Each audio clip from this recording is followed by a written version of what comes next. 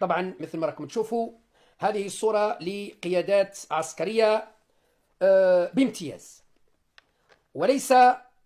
مجلس أعلى للأمن، هذه قيادات عسكرية. إذن دعوني في البداية نعطي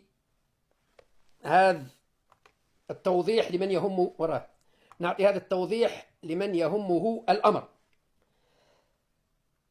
المجلس الأعلى للأمن يتكون من الوزير الأول أو رئيس الحكومة، مدير ديوان رئاسة الجمهورية، وزير الدفاع الوطني،